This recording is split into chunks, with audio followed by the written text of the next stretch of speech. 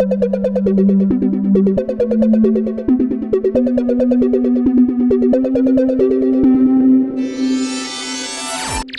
you stinky, stupendous, salacious, sexy, sabotage, Sasquatch, sucker-looking. That's as many S's as I got in the bank. I can't even think of a noun to end that S alliteration intro out with. Help me out, brothers and sisters. Help me out for my sermon, my super sermon. Yeah, so we totally swung and missed on that intro, but I'm not going to edit it out because I am a transparent and honest God. Really, I'm just a servant of the gods, which you guys know the drills. My name is Cade, aka the Blessed Beatmaker Roboclip, and I've been commissioned by the gaming gods themselves, Miyamoto the Father, Kojima the Son, and Carmack the Holy Ghost, to make the one true video game podcast. And in doing so, all I needed to do is interview creative and interesting people about their favorite gaming memories growing up. And today, spoiler alert, same shit. I'm interviewing someone creative and interesting about their favorite gaming memories growing up. And today's guest is... oh shit, I have him saved in my contact list as Tyler Motorcycle. Because I don't know his fucking last name. Let me look this up real quick. It's Micheal, yep, like the Archangel, the Destroyer of Worlds. Tyler Micheal, the Motorcycle Man, is I don't know how I would classify him, just like essentially an entrepreneur, a creative person. That sounds so cliche. I'm an entrepreneur, bro. Usually that means you're like some loser trying to sell t-shirts in your mom's basement. Tyler, not that dude. I actually met Tyler in an interesting set of circumstances. I was down in Panama, accompanying my brother getting some experimental stem cell research by the wizards in Panama. By the way, that actually worked really well. My brother had heart failure, went down to Panama, got shot up with some super hardcore stem cells, and he's had like a 30% officially tested numbers-wise, basically currently sitting at a 30% improvement in the functionality and efficacy of his heart. And I met Tyler down at the same clinic. He was getting treated for Crohn's disease. So if anyone's listening, if you know someone with Crohn's disease or heart failure, stem cells work. He's, spoiler alert, he got treated and he seems to be doing a lot better. And we recorded this podcast like a few weeks ago. And since the podcast, I've had some back and forth with him and said he's feeling pretty good. So as far as I can tell, 2 for 2 when it comes to the stem cell research. But when we arrived in Panama, we found out that it was completely on lockdown. So that kind of sucked. It's like we can't do anything, and we're walking into the hotel room, going up to our room for the very first time after just realizing that like there's nothing to do. You have to sit in your hotel room and you cannot leave for the next 7 days, except for according to your passport number, you get 1 2-hour window to get food during the stay that I was there. So they were like on full on lockdown. I'm bummed out, and all of a sudden this dude comes strolling. Think about it, we're in the middle of Panama. It's all brown people and they're all short. This tall, lanky ass white dude with long flowing hair starts walking by, and his shorts, these big old baggy shorts, are just covered with weed leaves. And I happen to be wearing knee-high socks that were covered with weed leaves. I saw him and it was love at first sight. I was like, hey, bro, nice shorts. Check out my socks. He looks over, looks down, and starts laughing. He said something along the lines of, you need any?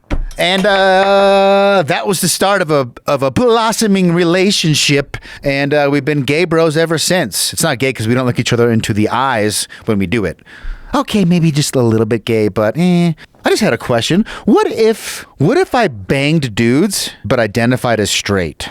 How would that work? Riddle me that, social media. Riddle me that. Anyway, long story short, I hung out with Tyler all week in Panama. He's a badass, and I found out that he is the creative director, founder, designer, all-around entrepreneur of a few badass brands, namely being Lords of Gastown, a motorcycle style and clothing brand, I guess. That's the best way to describe it. And also Lords of Grasstown, which is a similar thing, but instead of gas, it's about our good friend, the hippie lettuce, grass, marijuana, cannabis, the devil's lettuce. So we bonded over smoking the weed, and then I started geeking out like, oh, this dude's pretty badass. He's been successful at multiple brands, which everyone and their dog has attempted to create a lifestyle brand or a clothing brand or a brand in general. There's literally, it's like trying to make it in the music scene, trying to make it as a rock star. Only 0.5% of the people ever make it. And he's had two successful brands and more along the way. He can be found at Lords of Gastown on Instagram, Lords Workshop, lordsofgrasstown.ca, and his personal Instagram handle, Tyler Micheal Motorcycle. Check him out. I'll put all the applicable links in the podcast description. Check out Lords of Gastown. I just ordered a couple shirts. They have this like really cool like cursive font that reminds me of like something official. I can't put my finger on it. It's definitely a font that I've seen before. It's a riff on some other logo, but it says Lords, and it looks badass. I've ordered a couple shirts of those based out of Canada. Give it up for my good friend and Kron's warrior, Tyler Micheal. Say these things in the name of Miyamoto the Father, Kojima the Son, and Carmack the Holy Ghost. Amen, and enjoy the show.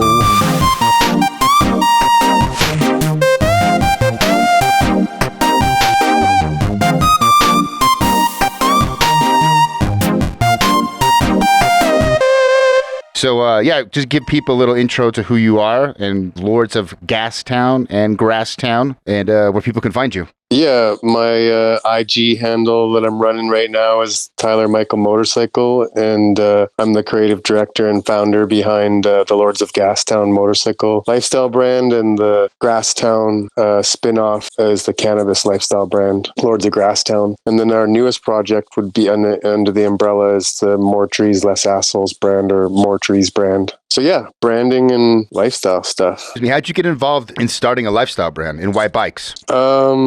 It definitely happened by accident. Like there was no business plan to end up where I was at. I don't even know if we discussed this when I was in Canada, but my original passion was music, and I had let's go back even further, I guess. My original career path was bartending and mixology, so mixing cocktails. First education, or the only education I have outside of high school, is bartending school, because my parents were pushing me into a trade like plumbing or electrician, or get something, be responsible. And I was like, fuck, that seems like a lot of money and a lot of work. Like, I'm not trying to do that right now. I wasn't so good in school. So I went and discovered that bartending was also considered a trade and a craft, and it was only like a 3-week course and like $500. So and I really wanted to go traveling. I met the owner of the bartending school, and he had ties in Amsterdam, which is where I wanted to go. So I took his course, got my mixology license, and I went and traveled and lived in Europe for a better part of 2.5 years, starting the Have you ever heard of the Bulldog? I have not. Have you been to Amsterdam? I have not been. Teach me the ways. Okay. So the Bulldog Cafe basically is the pioneer of coffee shops that sold cannabis back in, I guess it would have been the 70s, I want to say. I'm a little bit high right now, so don't quote my dates. I'm never good with dates when I'm high. But anyways, Bulldog, long story short, 2 brothers inherited in the red light district, inherited a live sex theater from their parents when they passed away. Yeah, it's gnarly. They grew up in the red light district, and apparently got tired of the sex industry growing up in it, and they started selling weed in matchboxes during the festivals and stuff in Amsterdam, and went on to be one of the most, or I think the most successful seller of Heineken and cannabis in all of Holland. So the owner of the bartending school, who ended up becoming like an adopted uncle of mine, once these guys became successful in Amsterdam, they looked around the globe where was going to be next to go legal for cannabis, and they figured that Canada was going to be the next place that was going to go legal. And the owner of the bartending school, my uncle, he was a restaurant consultant. So they opened up the first Bulldog in Vancouver, Canada, thinking that was the next place in the world that was going to go legal. Anyways, so I kind of got a vibe like, oh, I've got to go to this bartending school because I want to go to Amsterdam and work with these guys. And that all kind of came to fruition. And then I was living in Europe, bartending, jumping around, working with them. And I worked in London and went down to Greece and traveled around, like I said, 2.5 years until I first started getting my first symptoms of Crohn's. And I want to say I was about 22, 23 around then. So that kind of put an end to that. Like I said, I probably would have stayed living in Europe if this never happened, but I just started getting like bleeding stomach aches and shit. Yeah. And when I was living, I had a work visa, so I spent a lot of time in the UK, and this is where I started having these symptoms. And they kept on like saying I had food poisoning and just like sending me away with painkillers. And like I was like, man, like I've done my research. You can't. I've been shitting blood for 2 weeks straight. Like that's normal. not food poisoning. That's not food poisoning. So, anyways, I came back to Canada, found out I got Crohn's disease, or actually missed. First, they thought I had ulcerative colitis, and then found out later that I had Crohn's disease. Anyways, I couldn't drink. I found like I couldn't drink at that point when I found out I had Crohn's, because it was like one of the worst things is adding fire water to inflammation. So I was like, oh, this is fucked. I'm a bartender. By then, actually, I came back and actually was teaching at the bartending school, and that the owner passed away, and so I took over that as my first business, was running the School of Mixed Bartending School. And since I couldn't drink, music was my next passion. So I hired a DJ instructor, a friend of mine that worked at the clubs with me in Vancouver, to teach me how to DJ. And we ended up opening up an affiliate school that taught kids how to DJ and produce music, called the School of Remix. So I had the School of Mixology, and then I had the School of Remix, which was, because it was like mixing music or mixing drinks was kind of our like go-to tie together there. So music was the passion before motorcycling.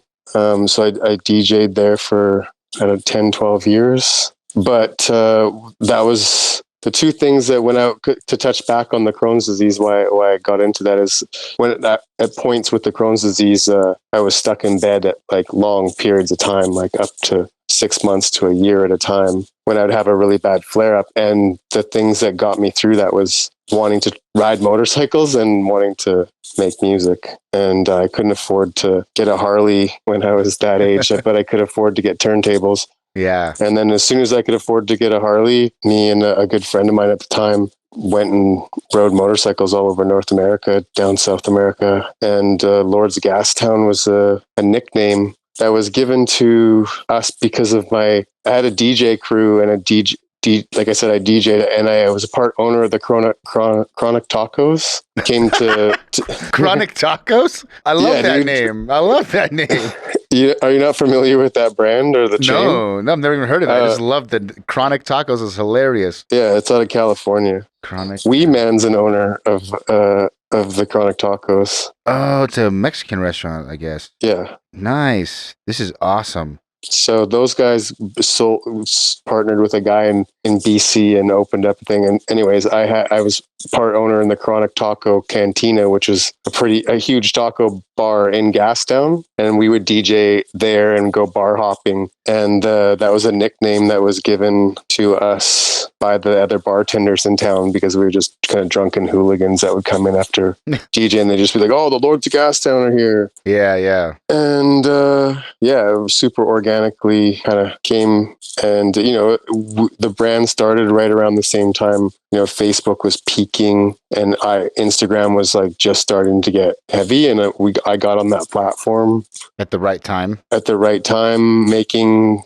decent content, I would say, on the road, and was able to tell a story. And I had started a lifestyle brand around music before, because I think I had this semi-successful music blog called Shit's Poppin' Off, and we started a electronic lifestyle brand and a series of parties in Vancouver, and then that kind of transitioned into making motorcycle inspired clothing. I was dating a seamstress that wasn't really using her skills and started making custom upcycled clothing, and that kind of was what made Lords stand out at first, was that we were doing some cool stuff with reworking and upcycling and using her seamstress abilities to build some cool stuff. And then, and now it's gone to where it's at. I don't know how much or I've looked up it, but we make a lot more shit now. Yeah, it seems like it's just the full on. I mean, from an outsider's perspective, it just seems like it's just the full on big company. They sell a bunch of stuff, and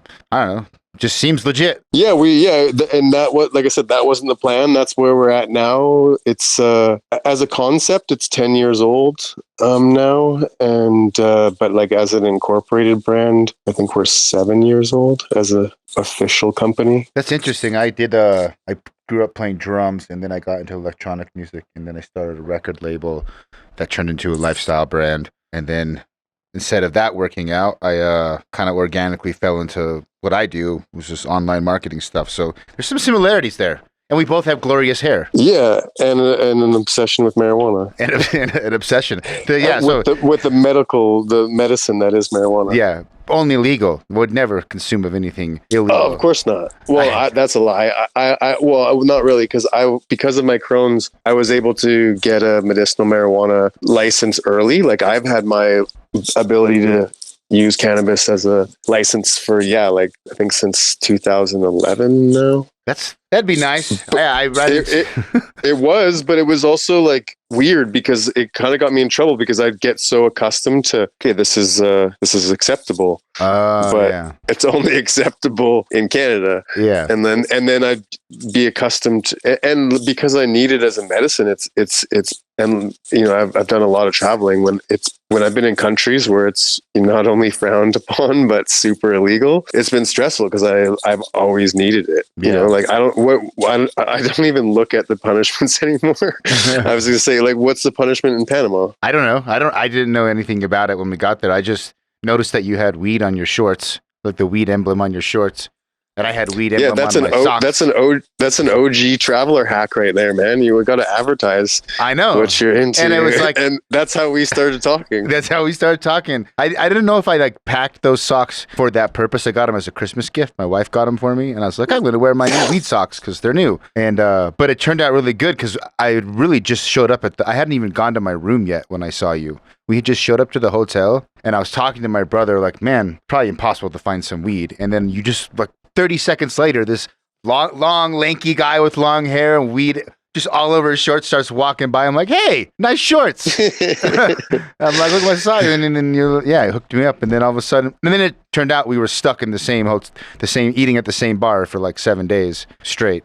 So, yeah, that was, well, you got, that's what I'm saying. Like that's what, like, my experience with cannabis has been that kind of mystical connection between people, and like that was it, like, and that's why like that was good for the way I live now is like that was good weed karma for me. Yeah, because I was able to hook you up, and it just coincidentally because the tattoo artist that I was getting tattooed with my dad with was able to hook me up, and that's just like good karma to be able to hook you up at the same time, because I don't know, like I said, I've traveled a lot and like in some countries, and Panama seemed like that for the limited time that I've been there.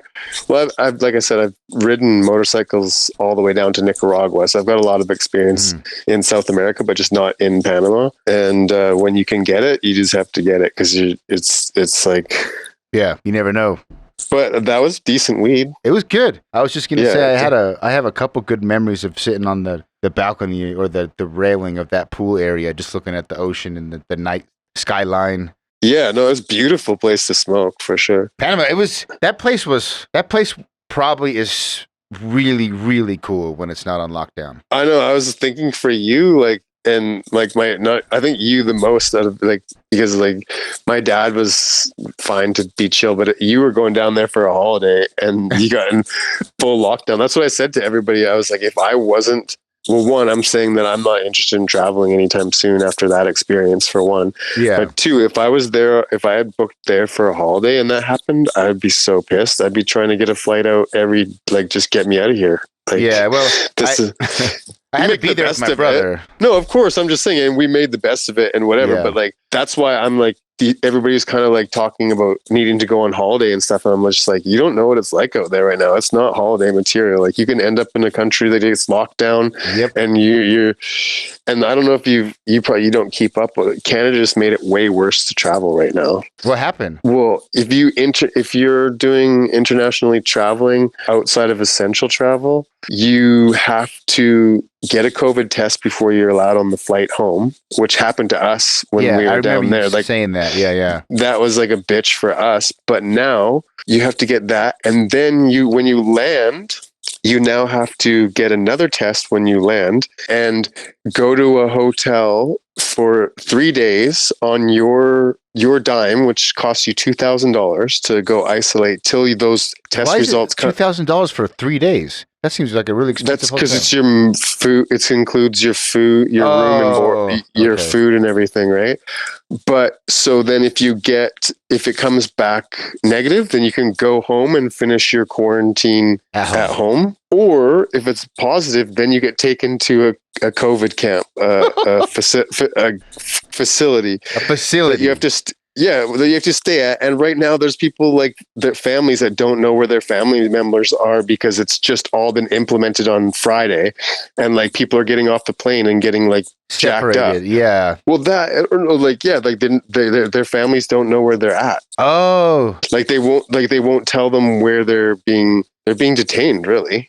That's sketch. It's so sketch. So that it makes no sense. It shows you, in my mind, like how much faith do you have in these fucking tests? Like I had to get a test to get on the flight. I have to get a test when I get home.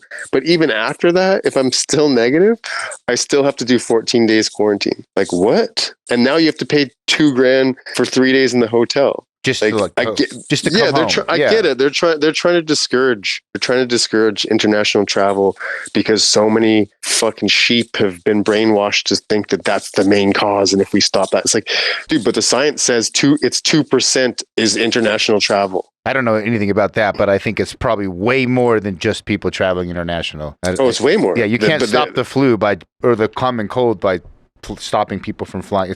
It's here. It's gonna do its thing. It's the genie's out of the bottle. Yeah, no, I'm with it, but like I can't believe the levels of restrictions that we're being inflicted on for Canada as supposed to be this big free country. It's gnarly. You guys definitely are way more left leaning, which left leaning thinking has been like correlated with support of stricter lockdowns. I guess it doesn't surprise me that you guys have gone a little harder in the paint than like if they tried that shit in America, like Texas would revolt. Or something, you know what I mean? It just, I don't know. Well, our Texas is. Alberta's like, Alberta's our Texas and they're like not having it. And it's happening here too. It's like it's so divided. It's like 50-50. It's like 50 people are like pro-vaccine, like just listen to the government and just follow the rules and then this will all be over. You fucking assholes are ruining it for all of us. And it's like, dude, it's not based on, I can't buy into your science. Like if it's science-based, then 100% I'm down. Yeah. Like I'll listen. Like it makes sense to me. But like Tony Robbins, I'm interested to find out if this motherfucker is going to get canceled now too. Because I don't know. Do you know who Tony Robbins is? Yeah, he's that motivational speaker guy. Yeah, but he's like more than that. He's like a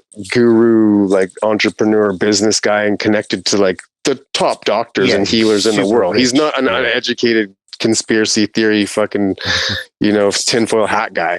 He just came out and pointed out the thing that I've been saying in a lot of my arguments for the last however long is like, okay, we have the full metrics now for 2020. 2020 was the worst, most deadliest year ever. It's over. We have the numbers for it. Why are there the same deaths in 2020 as there was in 19, 18, 17, 16, all the way to 15? Same death toll for the last 5 years. Yeah, how does that make sense if we just went through the most deadly pandemic and have this super virus out there? Well, no, but this is the thing. It goes deeper. Is like, so how the numbers work now is that heart disease has gone down and cancer's gone down for the first time in 50 years. Because the flu doesn't exist anymore. Like the flu doesn't kill people, and the flu does kill people. But it's all been replaced by COVID. That's how that number still makes sense. Is there's all these COVID deaths, but there's no heart attacks, there's no cancer, there's no flu. I mean, there is, but the numbers are way down for the first time in 50 years.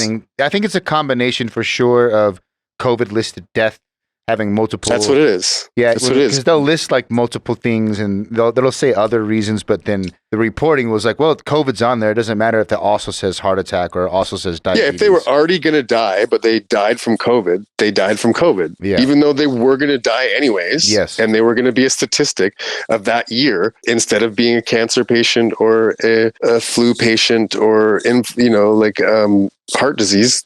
Now they're COVID because they died with COVID, not because of COVID. Obviously. Do you think the lockdowns could have like lowered like traffic deaths enough? I'm just trying to think of other reasons why, because what you're basically saying is the total number of deaths is the same as it's always been. Yeah. So that's the main point. Where's all the extra deaths? That's what I'm saying. Yeah. Yeah. And the other point that he makes in that video is that the same amount of old people died, because that's the other thing people are saying. Well, it's all these old people that are dying, and the young people aren't dying because they're isolating and they're blah blah blah. No, the same amount of old people have died for the last 5 years. Within, I think it was 15,000. There's like a 50. It's not obviously it's not the exact same number, but it's within 15,000, which is the same. What if this was all like what if what if China was? Sometimes I just like if you want to play conspiracy theories. Just play with them. They're like gambling. Every once in a while, they're right. So they're always sexy, and you win. Well, isn't that why The Simpsons are so good? Because they're so good at gambling? Yes. Because they get it right all the time with the conspiracy theories. Because I remember right when I started seeing pictures and video from Wuhan in like February, I would say, of 2020, I was like, oh shit, this is going to be the end. Because like China, I don't view China as a country that has a ton of care or value in the individual lives of its citizens, like Tiananmen Square. Like they'll just kill their own people. They don't give a shit. Yeah. So I was thinking like if I was China and I didn't want to be known for like letting this thing out, you could just, if it wasn't that bad, you would pretend like it didn't happen. But they did the opposite. They locked down Wuhan in this like crazy fashion. And it just seemed like such an extreme response that I was like, even before it started hitting here, it programmed my mind to think like this is going to be bad because China went hard in the paint and they can afford to let their people die. So why did they go so hard in the paint? Well, it must be really, really bad. Now I look back, conspiracy theory. What if that was all like just fake media? Like we're just going to make it look like this thing is. Well, but then that's the point. To speak to that, that's another big point that I always point out is like, so they're saying the Western world will not recover without this vaccine. Like that's the narrative that we're being told now. It's like the only way out is 70 to 80% coverage of the Western world with vaccine, and that's our best case scenario. Well, I'm seeing footage from Wuhan, China, where it came out, they're and like going to parties. They're back to. Yeah, they're throwing pool parties. Their New Year's was wall to wall, like face to face. Granted, they're wearing masks. Okay, I'll give them that. But they're back to normal without a vaccine. So how come we can't get back to normal without a vaccine? Does China not have a vaccine? I don't follow enough to know. No, China didn't use a vaccine to recover. Mind you, they'll say that there's probably the other side is that they've had some more flare ups and stuff. Sure, they have, but they're back to pretty much normal without a vaccine. It's weird for me because where I'm from, Utah, it's kind of a smaller population, pretty conservative, right-leaning state. We shut down for like 3 months where like no jiu-jitsu, no restaurants, things that like it actually affected my life. And then other than that, it's been normal. Like you wear a mask when you go out to eat, but that's it. So I hear these, like actually Panama was a good wake-up call for me to be like, bitch, Utah's not the center of the universe. Like you hear all these things about lockdowns when where you're at, it's not that big of a deal. And so I've been kind of like life's normal. It's not a big deal. No, and it's interesting to that point is here. It's like only in the cities does COVID really exist. As soon as you drive like a couple hours outside of the city and like get out to the the country and the redneckvilles, like no, it doesn't exist. Yeah, it's weird. So it's a trip. I don't dig it. I don't think anyway. For sure. It's very fishy. I don't dig it, but it's also surreal. It's surreal as fuck. Like I would have not, as much as I was like always questioned establishment, as a fan of a lot of, I don't know. Like I always was down with artists that question stuff, like Bill Hicks and like, certain, artists. And I still didn't see this coming this quickly, this hard. Yeah, the whole thing's been really, really weird. Again, Panama was weird to see. Were you there when that dude that was the firefighter tried to like go to the beach across the street? Did you hear him talk about that? No, I didn't see that. You got shit? Dude, I guess he was telling my brother, we just go, like, they're not going to enforce it. Just tell them you're a foreigner, blah, blah, blah, blah, blah. And he tried to go across the street to the beach, and I guess he made it like 30 feet. 3 cars pulled up, dudes in like SWAT gears, yelling out in Spanish. That they're not playing around. But I had that same thought. I'm like, that's because that's like downtown Panama City, one of the most popular beaches. I bet if you drove to whatever the rural version of Panama is, you could probably get out and walk around and have a little bit more freedom. I would think so. Yeah. It's definitely like way worse in the major cities. Like, dude, coming home through Houston was gnarly. What do you mean? I don't know, because there's such a huge. I had to go through that huge airport, and it was just like craziness. I don't know how to try to like. It was gnarly. Just how busy it was. Well, how busy it was, and how slow the process has gotten. I mean, it was already at a painstakingly slow process. Yeah, and just how much slower it has gotten, and like, and it's just like. Canada just implemented that COVID test as we were coming back on January 7th. So do you think that the lady behind the counter at the United desk, who's like maybe in her 60s, is like really up to these new mandates and speeds of these things? And these are the people that are enforcing it at the airports and stuff. And like, you know, not even hating on this woman. Like, it's just a bizarre situation. And on top of it, she's trying to read a COVID test from Panama in Spanish. So she's like, and then the woman beside her, she's like, it doesn't matter. Just let him go. Just like, and just how much bullshit it's I so had serious. That thought when we were leaving, you could just fake those COVID tests. Well, maybe that's what people are starting to do, which, you totally could because you could just, that's what I mean. If I had to be able to be like, oh, we have to Photoshop some documents to get by this woman, Sharon, in her 60s at the United desk, like, no problem. But I will say that's my point being is how fucked up it's got is they did deny some families at the gates, and they weren't allowed to come into Canada because their COVID test wasn't legit, or they didn't even get the notice that they have to have this COVID test because they're not watching the news or the updates from Canada or whatever the reasons being. So we had to wait 2 hours on the tarmac because you can't fly with those people's bags. Holy shit. So they had to pull all the bags off and find the bags of the people that they're now denying because of their COVID test and pull their bags off. But it was bizarre that they let it go to, so when we checked our bags, we had to show our COVID test. So why they didn't get denied then? Instead they got denied right at the gate, like they were about to board the plane. Like there's full-on moms having a meltdown because they got 2 kids, and it's like they're being stuck in Houston, and they think they're going back to Canada. You know, it's gnarly. The traveling experience was gnarly. Damn, and then sucks. you know, certain people like not down with the masks and like put your nose in your mask, sir, or you're gonna have to get off this plane. Just like. I don't know. I'm not stoked. I'm pretty bummed, to be honest with you, because it's hard. Like, I do so much work in America. Like, you travel a lot. You bike. Yeah, and I can't ride over. I can't ride over the border. And okay, well, fine. I could organize bikes and I could fly in, but then when I fly in, I got to deal with all of this shit coming back. Yeah. Like, if you're taking 2 weeks off to go down there, you got to take 2 weeks to quarantine when you get back. And now you got to pay $2,000 to stay at a hotel. And if it doesn't work, and if you, for whatever reason, get a false positive, you're going to some camp. COVID camp. Like, fuck off. COVID camping trip. Hooray! Yeah, no, thank you. That was, I was listening to some podcast and they were talking about the Japanese internment camps during World War II in America.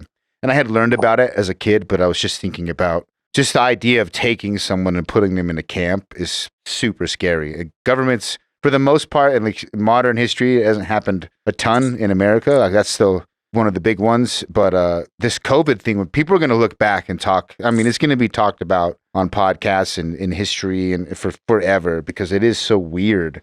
The whole thing is so weird, and there's just really no way to make sense of it. But I know I asked you when we were there. You're a little bit older than me, right? What year were you born? 79. 79, Canada. Mm-hmm. The year Cool died.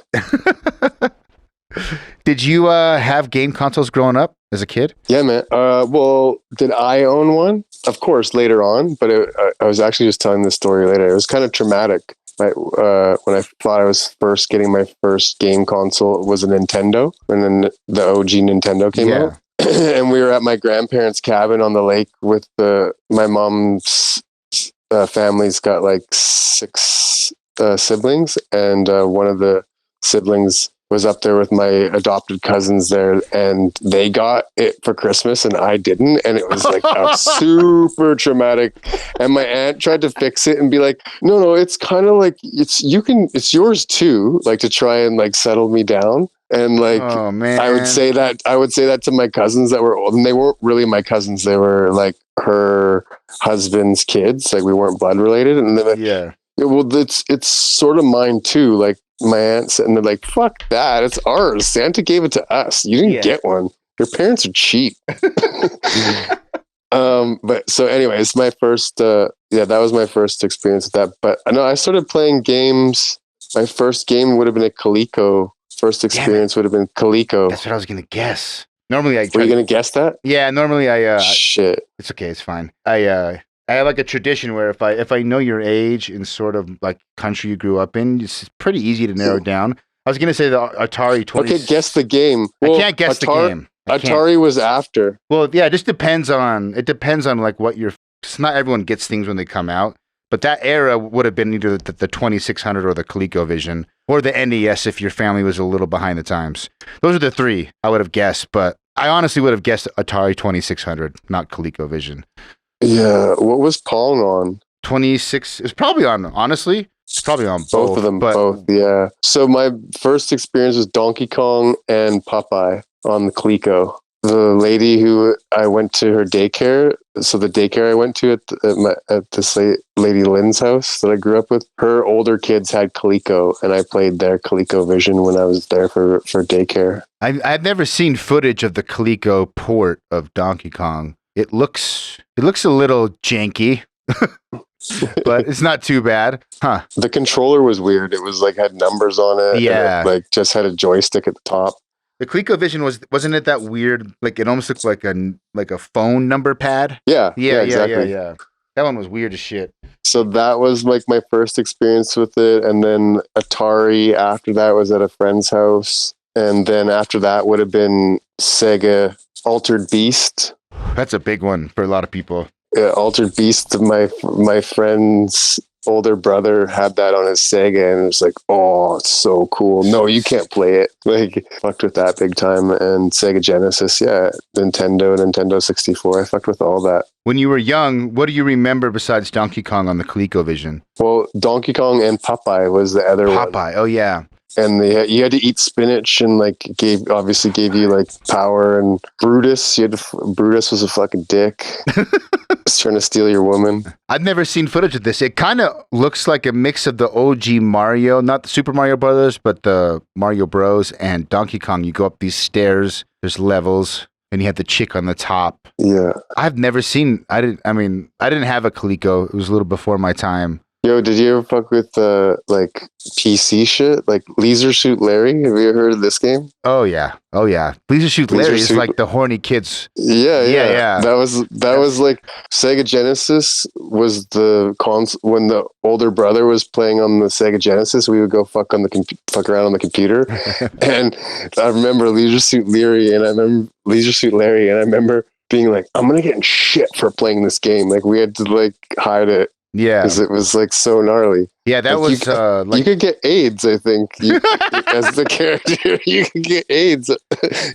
Yeah, it was sexual humor. Like back, there was this phase in like the 80s and the 90s, more so the 80s. I remember renting a movie called The Creature from the Black Lagoon, I think, in the 80s. And my dad's like, "This is a classic. You should watch it." And I grew up super hardcore religious family. Like nudity and sex were like, but next to murder. But literally, they taught. There's murder, like the worst sin in the world, murder, and then sex. Mm-hmm. It's like right under. Yeah, that's how we were rolled. But so I was anything I could get a hold of because I was a starved, horny teenager. And Creature from the Black Lagoon had tits in it. As like it was a PG movie. Mm-hmm. And Leisure Suit Larry was another one where there was not nudity per se, but you could like be exposed to sexual content and innuendo. Yeah. It was super sexualized. That's what I mean. That's what I mean. I remember thinking that I'd get in trouble for like getting caught playing it or whatever. But yeah, I played a lot of video games. I haven't but that's why I was worried. Like, oh, it's going to be too heavy gaming. Like, I don't know if I'm going to be able to talk too much. But then I was like,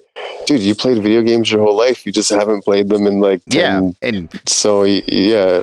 We normally talk about older games. Then the podcast is called Gaming Memories. My idea was like, I'm just going to talk to people about the games they liked growing up. It's just like a way to have an easy conversation. Yeah, no, it's dope. Yeah. But I kind of like now with the lockdown and being sick, like I'm like, I should get on the game thing, but I always get insecure. Like, bro, I can hook you up. I'm too old. Like I suck. No. You know what they say? Time wasted. Wait, excuse me. Time enjoyed is never time wasted. True that. But you can waste time playing video games. What do you play on right now? What's your jam right now? I play a lot of retro games just because of the content I put on TikTok and Instagram to promote the podcast. So I'll just like try old school games out, get drunk and just high and just have fun and then edit like my impressions together. So there's a lot of like emulators playing like Super Nintendo, PS1 games. But for as new games, I got on that Cyberpunk tip on launch day for me on PC. It was awesome. How do you like the music on that? The music was fucking badass. Okay, so remember I was saying that I said that I used to own the School of Remix? Yes. You know who one of my instructors that taught Ableton was? No. Tell me. Who made the music for Cyberpunk? There's a bunch of artists. You gotta look him up. But Conrad Old Money. I didn't know that. Because there's like he made a bunch of the music on there, and he's like been telling me about this game that's gonna blow up, and then that's it. It's Cyberpunk. But check him out on Instagram. He makes sick. He's the kills the beats game big time. So he did all the because there is like this thing where you can turn off licensed music if you're like streaming. Because they had a bunch of like big names make songs, but of course, yeah. So he did all the stuff like in between the big names. Okay, I'm trying to find the all these articles are just about like the guest spots. What's his name? His like artist name? Conrad Old Money. Oh, they have Refused. I didn't know that. Oh shit! The Refused were the band for Johnny's fake artificial. That's hard to explain. One of the characters has a rock band, and they have a bunch of original songs in the game. The band that made those original songs was Refused, who I like a lot. I didn't know that. That's crazy. Conrad. Oh, there it is. Conrad Old Money. Okay, yeah. Blossy Blues, Problem Kids, Bigger Man, Go Blaze. Conrad Old Money. Nice. Dude, there's hundreds of tracks on this. He's a machine, bro. His other side project, Single Friend. If you like ambient. Oh, yes. Look up Single Friend. That's his, and he's just prolific, dude. He just I think he puts out like 7 tracks a day or something. Would he come on the podcast? Dude, I'm sure he would love to do it. He's a rad dude, super talented motherfucker, and super big supporter of Lords, which I appreciate a lot. And so LSD, Lord Sound Division, was our crew that we were in when I kind of exited music and went heavy into motorcycling. That's so weird that we both did the record label music brand thing. That's how far what, like, for me it seems like that's why I feel dumb talking about it, because it's another lifetime that I can't reference as quickly, so it feels like I'm lying because I just can't access it as quick as it's been too long. It's been too long since because like the artist names, like, dude, I used to run a blog, like I could just go off about artists. Yeah. My biggest memory with my label was, you obviously know who DJ AM was, right? Yes. Yeah, so he played like this super intimate underground set for us because he was a supporter of my blog and my brand, the Shit's Poppin' Off blog. He would always give us love and shit, and that was a big deal when he passed away, and like that was on the tail end of my music career, we'll call it. Yeah. I don't want to say that it like affected me a lot, but it did. Like we had a connection around the brand and him, and like when he passed away, I kind of like motorcycles took over. I just wanted to get on my motorcycle and fucking ride around. It was like a clean break at that point. Like it's time to change. Yeah, it wasn't just that happened too. Like also DJ wages and I was part of the problem. Like I taught all these motherfuckers how to beat match and play on digital. Yeah. And all of a sudden there's so many DJs that'll just play for nothing. It just got super saturated. So there's a lot of reasons why. That and I guess the biggest reason was I became a father and I wasn't about to be doing late night weekend parties. And I was kind of over it. It was just time. And then motorcycling took over and Lord's brand took over. And I kind of transferred everything that I was doing in the music world over to motorcycling. Like I had screen printing and was passionate about making t-shirts at the time. And Lord's kind of just blew up. Nice. It seems like it was a good move. I mean, I know I spent so many years trying to do the music thing to varying levels of success. And similar, I didn't have a kid, but I was married. And after a while, it was like, I don't want to go play the shows and set up and take down and be home late. Like it's just, I'm not into it. Cables is another thing for me too. Like with cables and just like setting up a Serato full turntable setup. I swear, at the end, I was just on the hoverboard. We used to call it. It was the first Pioneer, like all-in-one DJ things, and like you get hated on for running that, but it was just like so same simple, thing, like setup. Well, I would just hate that my night could be ruined by one cable or something, or in the middle of your set, your fucking laptop dies. And that was I want to tell you this story. Our 5-year anniversary of the School of Remix, we brought in Africa, like someone from Africa, Bombata, or I can't even remember right now who it was. And I just wanted to party. And are you familiar with Phoenix Tears? I'm not. Phoenix Tears it looks like black tar hair. It's like the black tar that they derivative of cannabis that they started treating like skin cancer and stuff like that. It's like chemo patients use, like cancer patients use. It's a super condensed form of cannabis, and they put it in a syringe, and it's super strong. Anyways, those are Phoenix Tears. They made them into tinctures, and you could get different potencies of these drops that go under your tongue. Idea. They are amazing, bro. These things are amazing. Because I love edibles, except it's so hard to regulate. Like if you get somebody gives you a cookie or a brownie or like something like you're like Russian roulette. Like you're putting 100%. Your life in there. And so with these Phoenix Tears, it was way more calculated because it would be the percentage of what those bottles were, and then you put the drops under your tongue, and you can really regulate your edible high. Yeah. So I love these things. I was distributing and like using them as a medicine. It's great for my condition. Anyways, long story short, I don't want to drag this up, but I had a full bottle of the strongest Phoenix Tears that they made. And I think it was like 35% or 40% strong. And I put it in I opened up for this. I have to look who it was. I'm kind of insulted that I don't know. But I was opening DJ and I put the you know what a tincture bottle looks like with those rubber nipples on top for. Yes. Yeah. So I had a full bottle of those and I put it in my jeans, and I obviously would have sat down at some point, and the rubber nipple ripped out of the top of that bottle, I guess, when I sat down in my jeans, and the whole bottle leaked out in my pocket. But they were like dark enough denim that I couldn't see it, and I had enough to drink. I didn't notice this really at all. So that absorbed into my leg.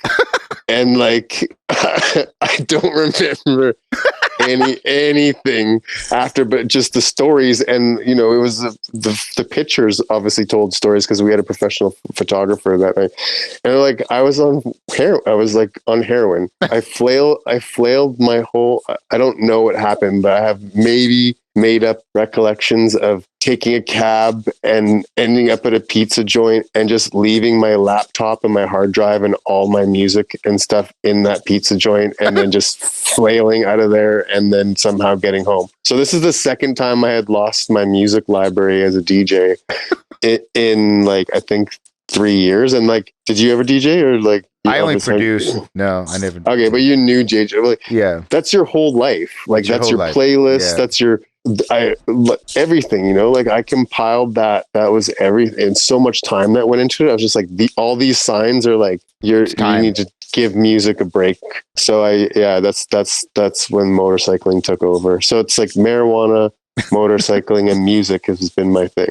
Been your thing. I have the M's. It's all about the M's for me. The triple M threat. I had a similar experience with just an oil in a vape pen. That, long story short, it broke while I was driving, like a vape pen like that, and it spilled everywhere. And for some reason, I thought it wouldn't be orally active because if you eat dry flour, it's not orally active. You have to bake it, whatever. I'm like, it's like fine. I just like licked it up. I like licked it all up off my hand and off my arm, cleaned it all up. It was like half, but I was somewhere around like 300 milligrams probably that I licked up. And for me, like a 50 milligram edible was like death. Like I had a terrible experience. Like I like to be like 15. I'm a lightweight.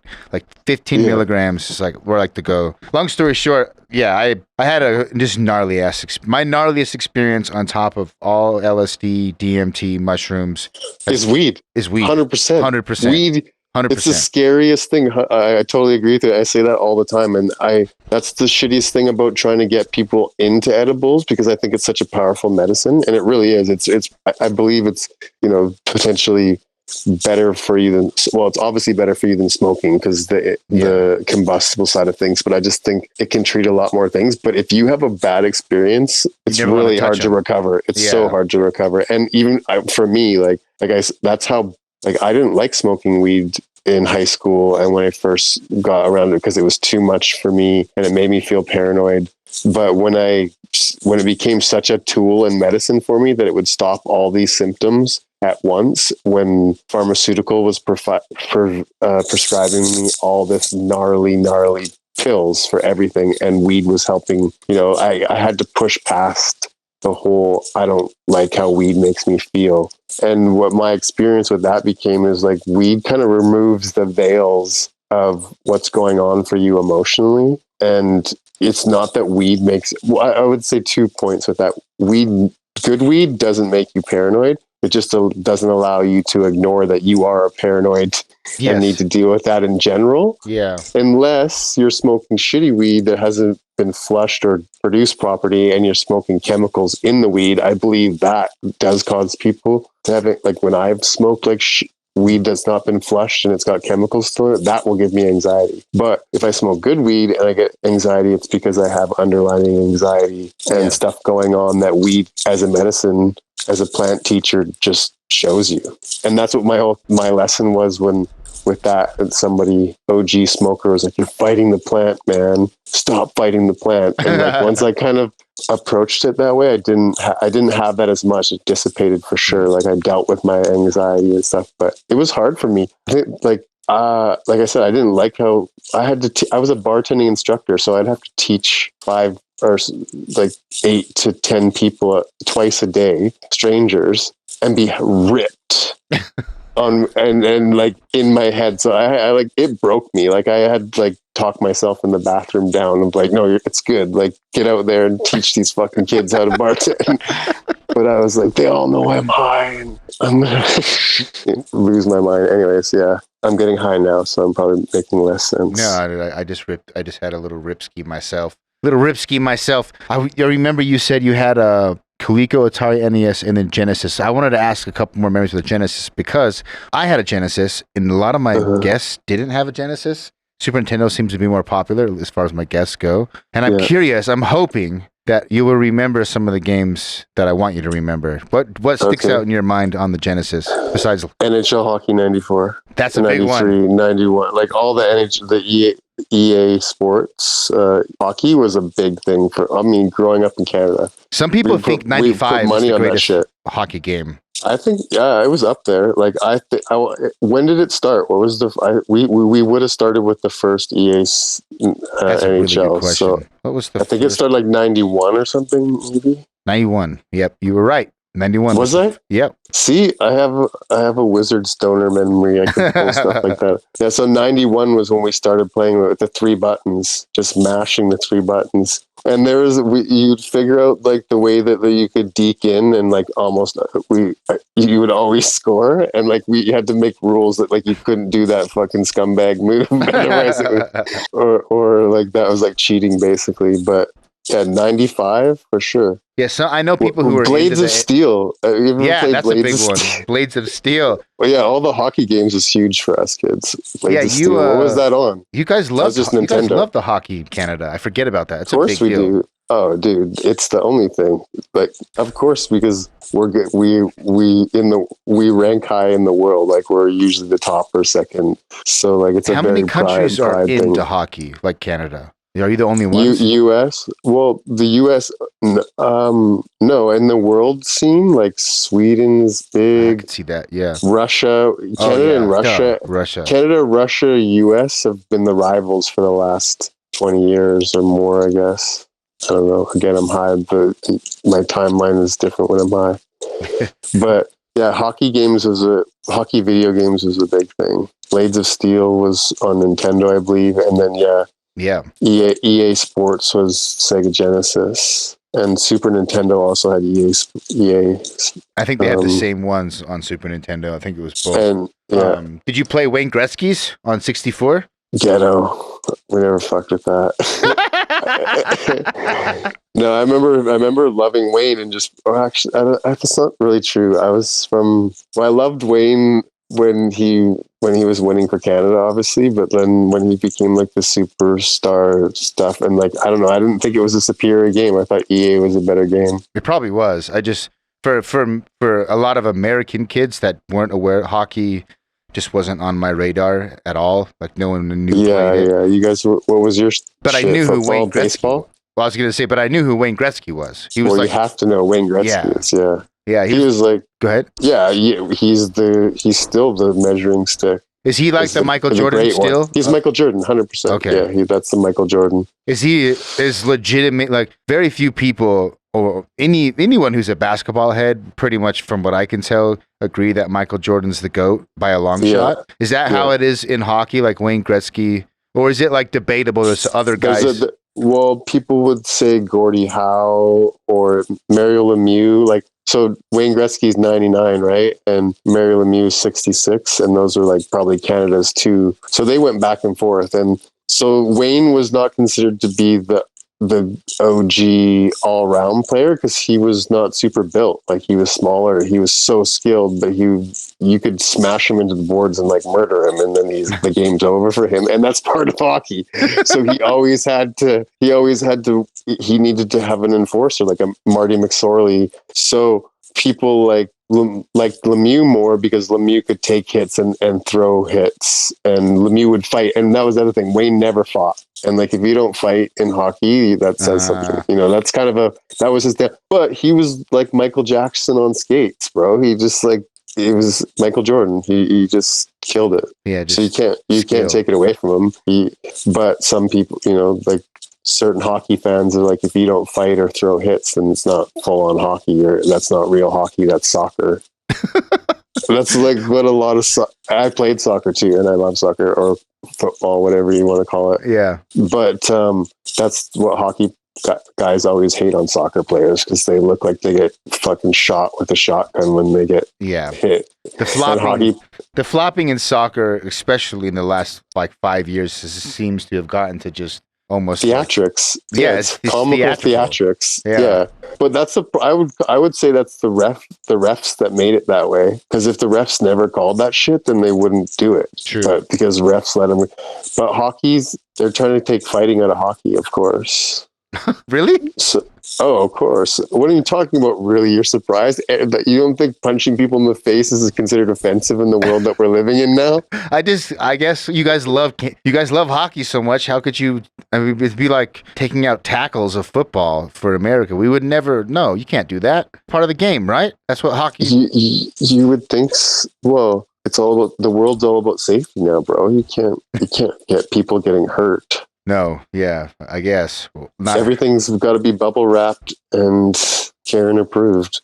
Then you better not ride those bikes around. What's that? Motorcycles? Yeah, you can't ride those around. That's too dangerous. You better get off that bike. Oh, motorcycles are gonna get made illegal soon, because if you put them up against COVID, they kill way more people than COVID. You really think though that they'll be made illegal? I don't think so. No, not at all. They won't. No.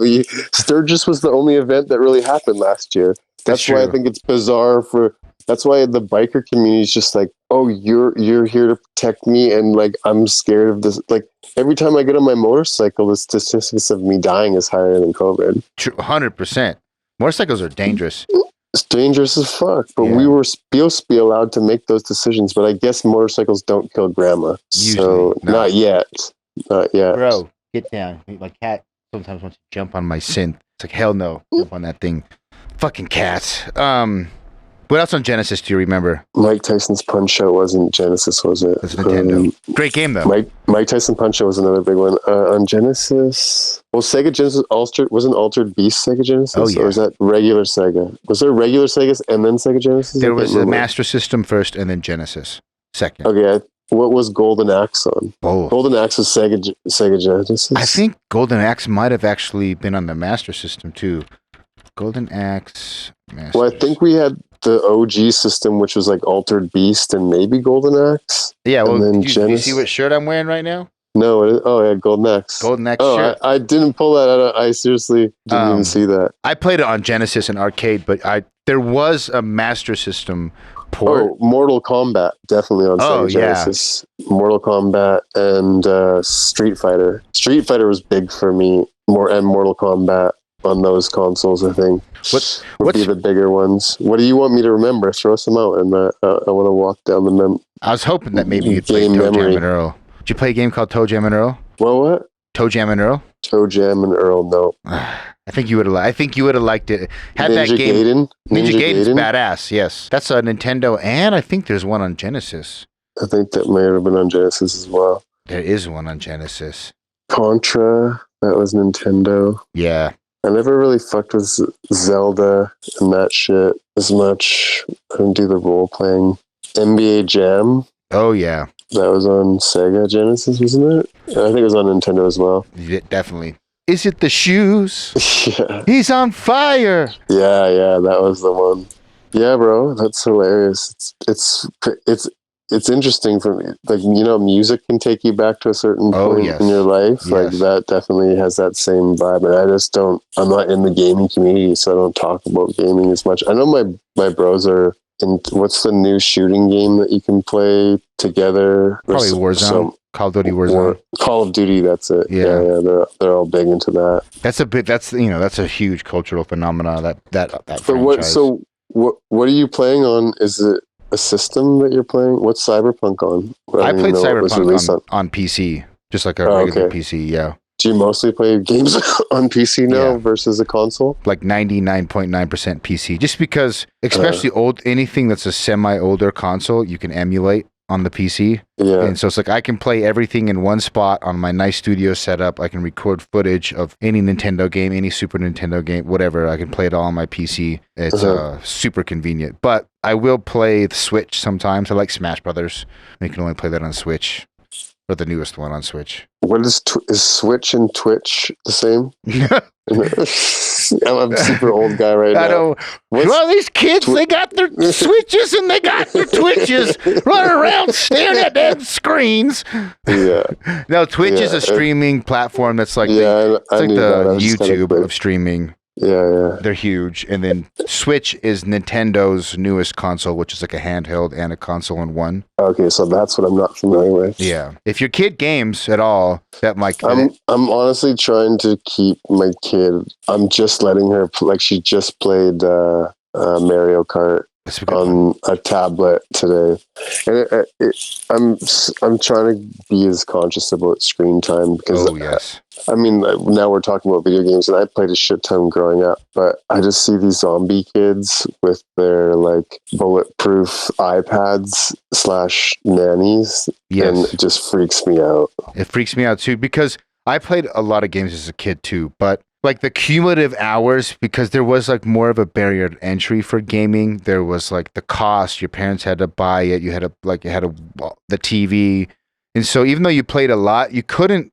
It's just not the vortex isn't as strong as it is for a modern kid in an iPad, where that YouTube algorithm will just another video after another video after another video. And I stress about that with my kids too, because we'll be cleaning or something, and sometimes we'll have to just let them watch YouTube for a second, and then when you take it away and you realize this is like crack for their brain, they freak out. I've been pretty anal about that lately too. Something about like just the tablet or a phone and watching videos. I don't know if it's like I'm biased. I would rather my kids spend an hour playing a video game and like dying and having some sort of trial and error and like using their brain to try to like get better. True, that's a good point. And then just like being just in like dead zone watching some YouTube like tuned out. No. They're both bad, but Netflix at least shuts it down and won't, it like asks you to keep playing, but still, I don't have enough time to vet what she's watching is a big part of it too. I don't like, even like on Netflix, like just letting her just go down. And I truly believe that there's brainwashed garbage that's being put out there for kids. That's not like, I don't, so it's fucked. I don't know. Do you ever go down the conspiracy theory shit of the Disney subliminal shit? Not that one. I've done I have seen some like kid videos in general that weren't Disney, where on YouTube, where I was like, that has to be some sort of like psyop or something. Like, it's so weird and so I don't know. I've just seen people have shown me like just one like about being creative. It's like this claymation and these kids get together and they're like, let's be creative. And then it goes super dark. And I don't know. And then there's this other one my kid was watching. It was another claymation where it was in Spanish. And this like Gumby dude was like dancing around, like gyrating, hip thrusting everything. And I was like, this is in Spanish. And my kids were laughing. And so I go, my wife speaks Spanish. I'm like, babe, come down here. I'm like, what the hell is this dude saying? And the whole thing is he's saying, show me your little thing. Let me touch your little thing. Show me your little thing. Let me touch your little thing. And it's just this dude dancing, and my kids are singing. I was like, "Oh, okay, perfect. That's weird as shit. Like Horrible, that's weird as shit." Yeah. Your wife speaks Spanish, yeah? Yeah. She's a Latina. Nice. Yeah, my daughter's taking Spanish, and my dad's like obsessed with learning Spanish now after being in Panama for 2 weeks. Your dad is hilarious, by the way. My dad is on another level sometimes. It's kind of like living with a cartoon character sometimes. Yeah, that's what he's a character. That's what I like. He's very much as a character. Yeah, he's a character. Dude, is there any other like what if you could say out of all your gaming experiences and memory, whether it's like I do like that memory, even though it's a sad one, of you not getting a Nintendo and everyone else getting a Nintendo. That's brutal as hell, dude.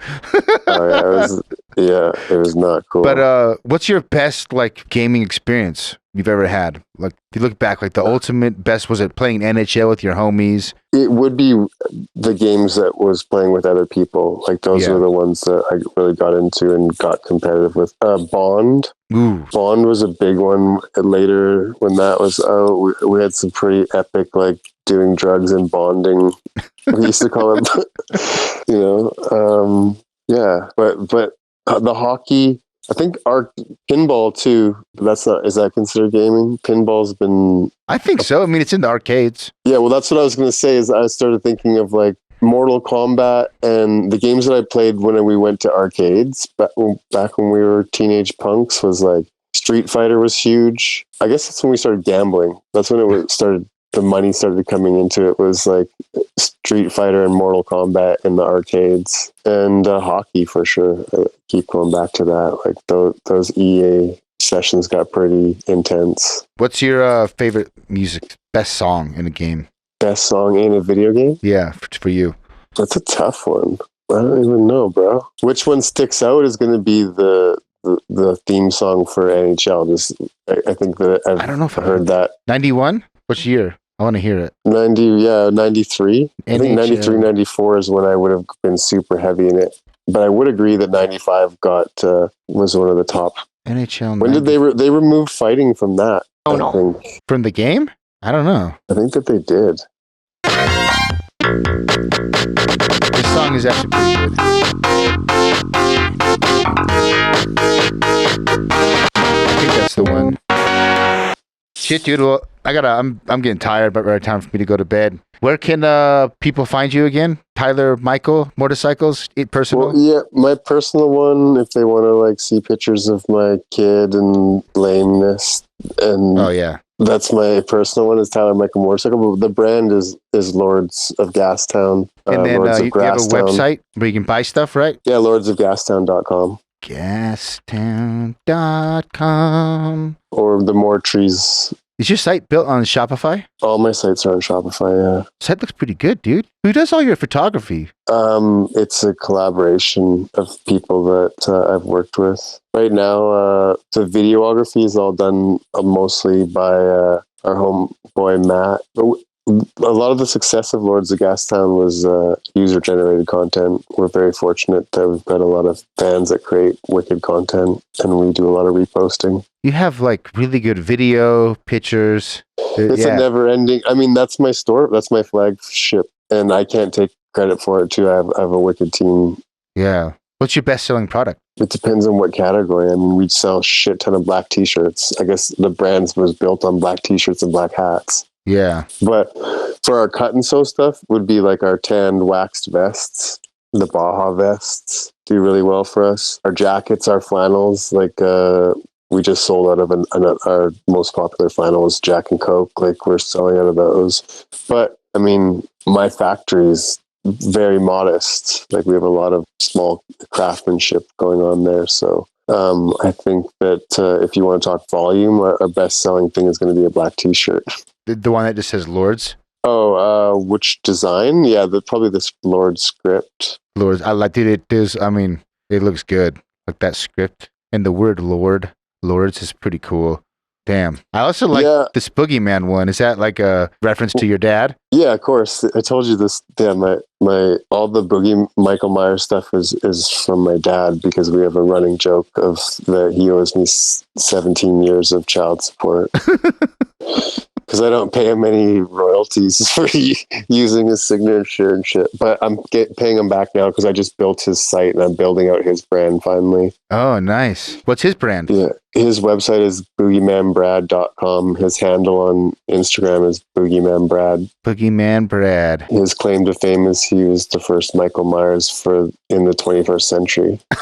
In the 21st century. I'm the first Michael Myers in the 21st century. In the 21st century. He is a super character for sure. And he killed Tyra Banks. But not sweet, Busta dude. Rhymes. I'll put all this shit in the podcast description, have people hit you up. It's Yo, if you want to talk to my dad, he's like not doing conventions right now, so he's just getting into podcasts. He would definitely chat with you. Oh, dude, I would 100% have your dad. I talked to him at the bar for like 25 minutes that one night. I thought he was hilarious. Yeah, if you want to talk about horror shit and Michael Myers with my dad, Halloween shit, he'll talk to you on your podcast. He's been doing a bunch of horror because he can't do conventions right now. That's been a big part of his life for the last 10 years. COVID shit. I told you that his best friend plays Jason, right? Yes. So that was been there traveling around, but that's all stopped because of COVID because they can't do conventions and stuff right now. So he's been wanting to build his brand, and you can get autographed movie stills now on his website, and a lot of the merch that we've done collaborations with Lords now will be hosted on his website. It's a good idea, and Boogeyman Brad's a great brand name too. My dad's nickname growing up was Big Bad Brad, and that's why he ended up getting cast as Michael Myers because he was a big stunt man. Boogeyman Brad, Instagram. Did you find it? Yeah, I found it. It was showing, I think that's him. I mean, it's just a bunch of masks. I haven't seen the picture. Yeah. What color is it? Like the sunset colored graphic in the main picture? Let me go back up. No, it's like a guy in a mask. The Boogeyman. Bro, this guy's stealing his thunder. He is. There's a guy on there that's doing it. No, he's the Boogeyman Brad, or Big Bad Boogeyman Brad, sorry.